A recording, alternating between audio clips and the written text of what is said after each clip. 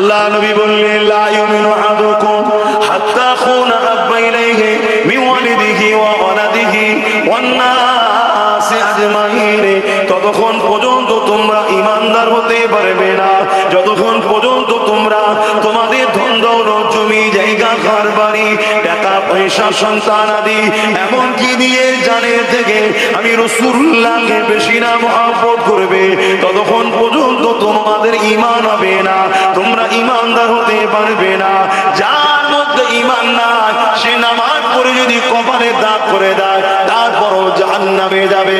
রোজা রেখে রেখে যদি পেটকে সমান করে ফেলে তারপরও জাহান্নামে যাবে।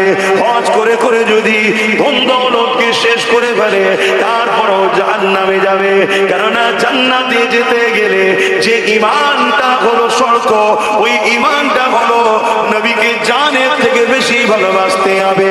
এই রাসূল পাক সাল্লাল্লাহু আলাইহি ওয়াসাল্লাম যে দিনকে রেখে গেছে এই দিন আমাকে কি শিক্ষা দিয়েছে। যেমন ব্যক্তি জীবনের কল্যাণের জন্য নামাজ দিয়েছে, রোজা দিয়েছে, হজ দিয়েছে, দান খায়রাত দিয়েছে, টুপি দিয়েছে, দাড়ি দিয়েছে ইসলামের ইউনিফর্ম হিসাবে, ঠিক তেমন সমাজ জীবনের জন্য ইসলাম আমাকে দিয়েছে সমাজকে দুর্নীতির হাত থেকে মুক্ত করা, সমাজকে জুলুমের হাত থেকে মুক্ত করা, সমাজকে সন্ত্রাসের হাত থেকে মুক্ত করা, সমাজকে নেশার হাত থেকে মুক্ত করা।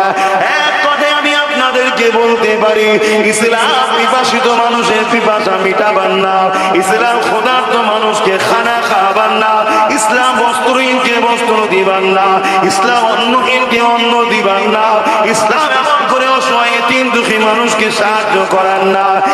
এক কথা আল্লাহর জমিনের উপরে না সত্য শান্তি সাম্য প্রতিষ্ঠিত